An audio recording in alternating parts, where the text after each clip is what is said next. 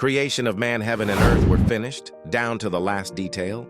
By the seventh day, God had finished his work. On the seventh day, he rested from all his work.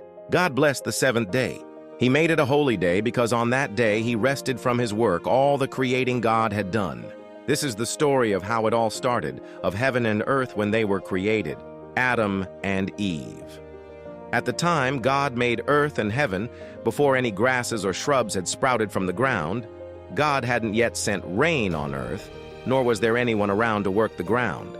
The whole earth was watered by underground springs. God formed man out of dirt from the ground and blew into his nostrils the breath of life. The man came alive, a living soul.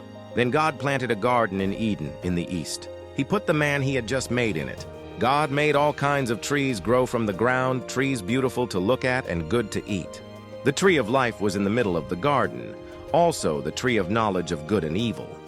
A river flows out of Eden to water the garden, and from there divides into 4 rivers. The first is named Pishon. It flows through Havilah, where there is gold. The gold of this land is good. The land is also known for a sweet-scented resin and the onyx stone. The second river is named Gihon. It flows through the land of Cush. The third river is named Hiddekel and flows east of Assyria. The fourth river is the Euphrates. God took the man and set him down in the Garden of Eden to work the ground and keep it in order. God commanded the man, "You can eat from any tree in the garden except from the tree of knowledge of good and evil. Don't eat from it. The moment you eat from that tree, you're dead." God said, "It's not good for the man to be alone. I'll make him a helper, a companion." So God formed from the dirt of the ground all the animals of the field and all the birds of the air. He brought them to the man to see what he would name them. Whatever the man called each living creature, that was its name. The man named the cattle, named the birds of the air, named the wild animals, but he didn't find a suitable companion. God put the man into a deep sleep.